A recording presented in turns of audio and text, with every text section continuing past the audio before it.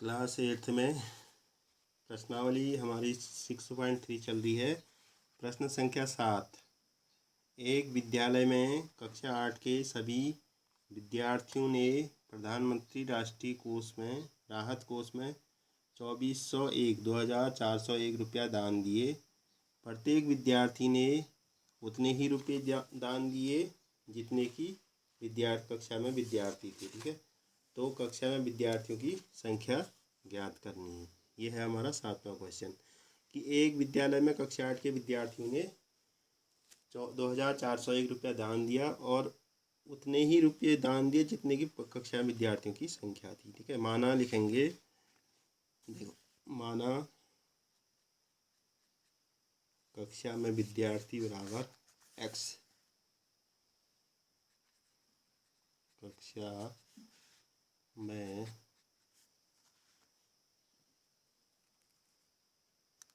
विद्यार्थियों की संख्या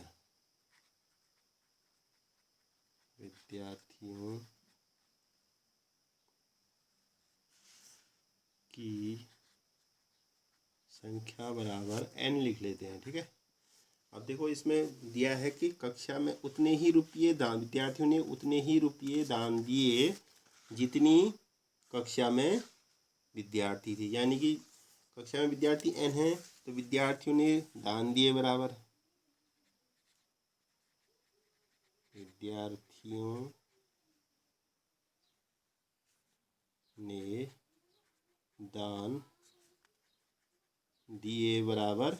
कितना, जितनी उनकी संख्या थी उतनी ही दान दिए, यानी कि n रुपये दिए। ठीक है, n। अब देखो जैसे एक विद्यार्थी है तो कक्षा में 1 रुपया दान देगा, 2 विद्यार्थी होंगे तो 2 गुणा 2 हो जाएगा। ठीक है, क्योंकि जैसे 1 रुपया एक विद्यार्थी है तो उसके द्वारा दान दिया गया 1 गुणा 1 रुपये, यानी कि एक रुपया हो जाएगा। 2 विद्यार्थी होंगे तो 2 गुणा 2 हो जाएगा, यानी 4 आ जाएगा। ऐसे ही माना 10 विद्यार्थी हैं तो 10 गुणा 10 हो जाएगा। ठीक है, 10.100। ठीक, माना लिखा हमने n है तो n गुणा n। अब प्रश्नानुसार लिखेंगे, प्रश्नानुसार क्या हो जाएगा, माना n विद्यार्थी मान रखे हैं तो क्या हो जाएगा n गुणा n, और इसका मान कितना दिया है टोटल 2401 रुपया दिया है। ठीक है, n गुणा n गुणा करने में घातें जुड़ जाती है, n स्क्वायर हो गया, ये n स्क्वायर बराबर 2401। ठीक, n ये दो घात इधर वर्गमूल का चिन्ह बना लेती है। ठीक है, इधर वर्गमूल 2401। अब हम इसके अभाज्य गुणनखंड करेंगे। आप लोगों को बता रखा है पहले, 2401 के अभाज्य गुणनखंड करेंगे, प्राइम फैक्टर बोलते हैं इसको। ठीक, अभाज्य गुणनखंड में ना अभाज्य संख्या प्राइम नंबर से डिवाइड करते हैं। जैसे यहाँ पर ऑड नंबर है, विषम संख्या है लास्ट में, तो विषम से भाजा। जैसे आप पहले हम 3 की विभाज्यता का नियम जांचते हैं तो देखो 3 का भाग जाता है, कैसे पता करते हैं, इनको जोड़ेंगे। देखो 4 और 1 5 में 2 जोड़ा, ठीक 7, 4 में नहीं जा रहा है। देखो 4 5 7 हो जाए तो 3 से डिवाइड नहीं जा रहा, तो इसमें अगला नंबर 5 से भी नहीं जा रहा है। अब 7 से देंगे डायरेक्ट। कितने से देंगे, 7 से। देखो 3 का जोड़ा, 3 की नियम की क्या था, इनको जोड़ के देखेंगे 3 की टेबल में आ रहा है नहीं, वो देखते हैं। देखो 4 1 5 2 7 नहीं आ रहा है 3 की टेबल में, तो 5 से भी नहीं आ रहा है। 5 के लिए कंडीशन है या 0 होना चाहिए या 5 होना चाहिए। अब अगला प्राइम नंबर 7 है, अभाज्य संख्या अगली 7 है, 7 से करेंगे 7 या 21, 3 बार गया। ठीक है, बचा 4, 40 हो गया।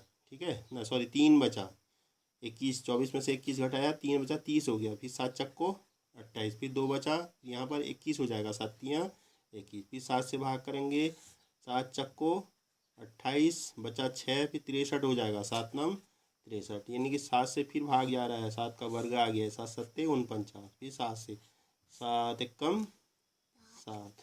तो यहाँ पर इसके जोड़े लिख लेंगे, n बराबर क्या हो जाएगा 7 गुणा 7 गुणा 7 गुणा 7, यानी कि 4 बार 7 आ रहा है। ठीक है, अभाज्य यानी कि 2 के जोड़े में से एक जोड़ा आपको लेना है, तो वर्गमूल बराबर आ जाएगा 7 गुणा 7, यानी कि 49 हो गया।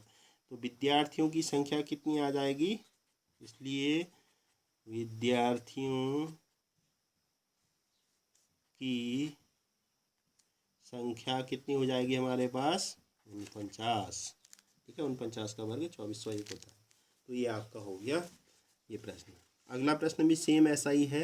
एक बाग में 2025 पौधे इस प्रकार लगाए जाने हैं कि प्रत्येक पंक्ति में उतने ही पौधे हैं जितने की पंक्तियों की संख्या है।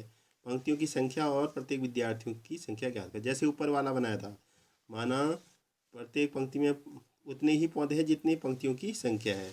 तो माना लिखेंगे, माना पौधों की संख्या बराबर पौधों की संख्या हमारी n हो गई इसमें भी। ठीक, और पंक्ति की संख्या कितनी हो जाएगी? वो भी n हो जाएगी।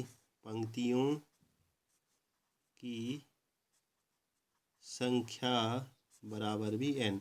अब प्रश्नानुसार टोटल कितना है? जैसे अभी मैंने बताया था पिछले सवाल में, सेम वैसा ही है। प्रश्नानुसार n गुणा n बराबर दिया है 2025। कितना दिया है? 2025, यानी कि n स्क्वायर बराबर हो गया हमारा 2025।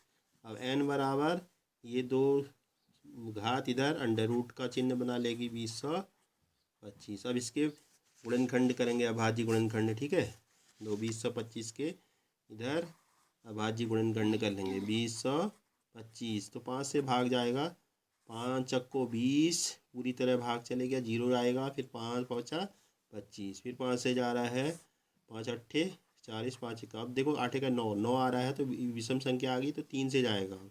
3 से भाग करेंगे, 3 दूनी 6 बचा 2, 2 बचा तो 21 हो गया, 3 सत्ते 21। फिर 3 का पहाड़े में आता है, 3 नम 27, 3 तियाँ 9, 3 एक कम 3। जब तक 1 नहीं आता तब तक करते रहते हैं। ठीक, ये हो गया 3 है। ठीक है, अब यहाँ पर हम इसके प्राइम फैक्टर जो आए हैं उनको लिख देंगे। अभाज्य गुणनखंड अंडर रूट के अंदर लिख देंगे। तो कितना आ रहा है? 5 गुणा 5 और 3 के 2 जोड़े। ठीक है, 5 का 1 जोड़ा और 3 के 2 जोड़े बन रहे हैं। ठीक है, तो हमारी जो पंक्तियों की संख्या या पौधों की संख्या बराबर आएगी, इसको हम लिख लेंगे। थोड़ा फ्लैश डाउन हो गया है, कोई बात नहीं, देखो दिख रहा होगा। गुणा 1 3 और लिखना है। तो n बराबर हो गया हमारा 5 गुणा 3 गुणा 3, यानी 9 पंचे 45। 45 पंक्ति होंगी, 45 ही पौधे होंगे। इसका आंसर हो गया 45।